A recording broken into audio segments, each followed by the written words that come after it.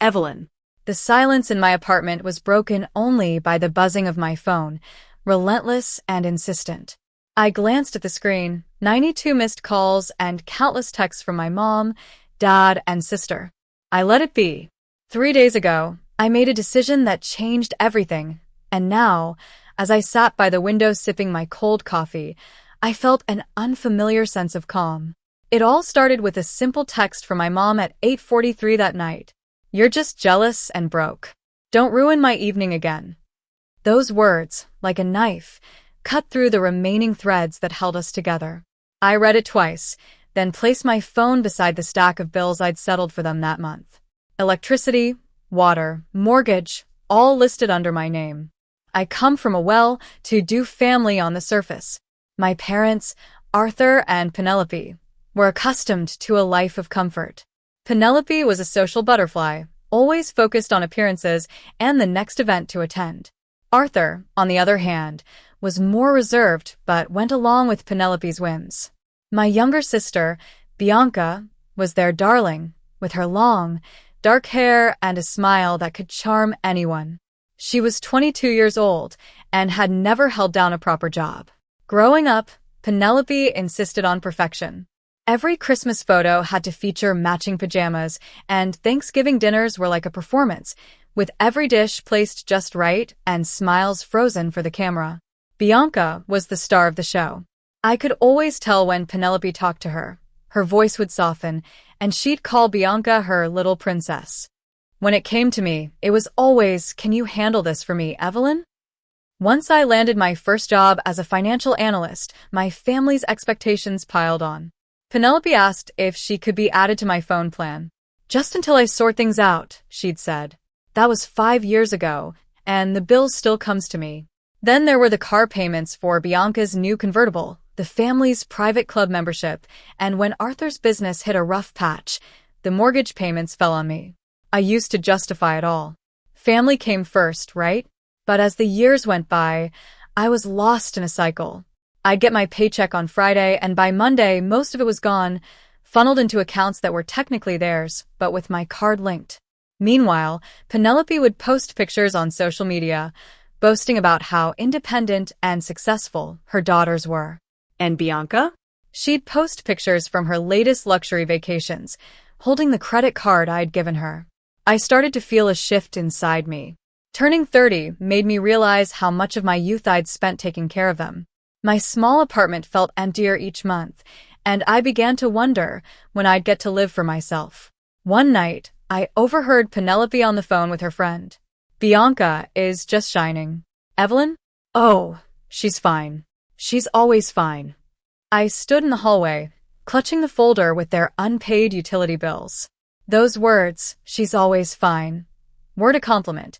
They were a dismissal. And then came Penelope's birthday dinner. She'd chosen a high-end restaurant, an elegant place with soft lighting and white tablecloths. A few days before, she sent a group text. "Dinner at 7 o'clock.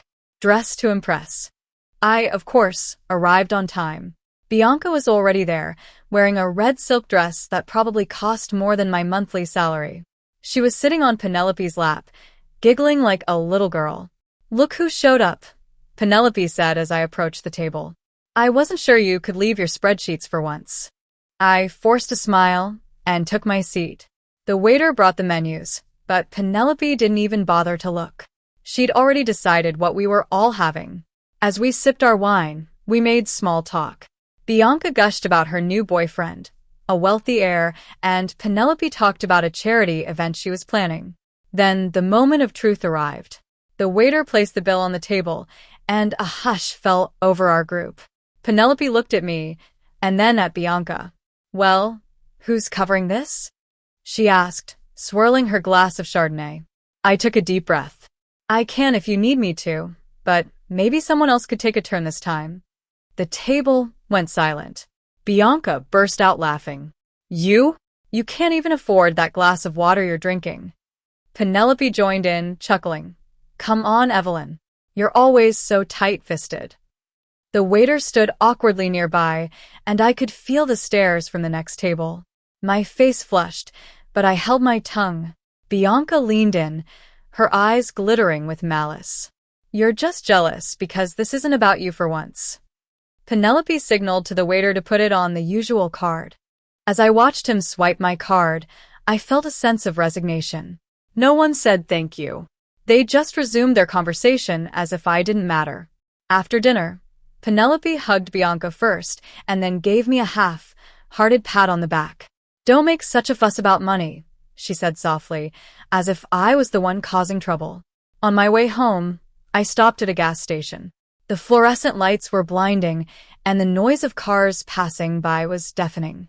I bought a bottle of water and stood outside my car, trying to calm my racing heart. That's when my phone vibrated with Penelope's text. I stared at the words on the screen for what felt like hours. I was done. When I got home, I opened the folder on my desk filled with bills and account details. One by one, I logged into each account. The utilities, the credit cards, the mortgage. My name was front and center, while theirs were just authorized users. I sat in front of my laptop, sipping my cold coffee, and made a series of clicks. I removed Penelope from my phone plan, turned off the auto pay for the electricity bill, changed the login credentials for the mortgage account, and froze the credit cards. Each confirmation email that popped into my inbox felt like a weight being lifted off my shoulders. The next morning, I woke up before the sun. I sat on the edge of my bed, looking out at the city slowly waking up. I didn't check my emails or my phone. I just sat there, thinking about the years I'd spent being the family's safety net. It took 3 days for the consequences to hit them. It was a Saturday night, their scheduled make-up birthday dinner. I was at home, enjoying a quiet evening, when my phone started going off. I knew what was happening across town. The server presented the bill. Penelope handed over the card, and it was declined. Bianca tried hers, and it failed too. The manager was called over. Penelope's voice rose in indignation, and heads started to turn. When she finally saw the notification on her phone, account temporarily frozen by primary holder, I can only imagine the shock and confusion on her face. Now, as the calls and texts kept coming, I let them roll in. I watched as the city outside my window went about its business. I was no longer the one responsible for fixing their problems. I was free. On Sunday morning, the phone stopped buzzing. I woke up to sunlight streaming through my window and a phone filled with unread messages. I didn't open them. Instead, I made myself a cup of coffee and sat at my kitchen table, looking at my bank accounts. For the first time in a long time, the numbers were simple. Just mine. Rent, groceries, and a bit of savings. It felt almost surreal. A voicemail from Penelope popped up. I hesitated for a moment, then pressed play. "Evelyn, we didn't realize how much you've been shouldering. The bank says only you can unfreeze the accounts. Can we talk? We just need to pay a few bills. Call me, please." Her voice cracked at the end, a mix of desperation and pride. I listened to it twice, then deleted it. There was no anger, no satisfaction, just a deep sense of calm. I went for a walk around the block. The air was fresh, and I could smell the blossoms on the trees. A young couple passed by, holding hands and laughing. A child on a skateboard whizzed by, and his mom called out, "Be careful."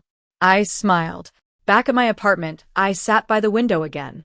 The city was humming, and I felt a part of it. I thought about all that had happened. The dinners, the lies, the endless bills. Penelope used to say I'd never understand true power. She was wrong. I finally understood that power was taking control of my own life. They called me jealous and broke, but I'm neither. I'm just done paying the price for their comfort and have found peace in the silence that followed. If this story resonates with you, share your experiences in the comments.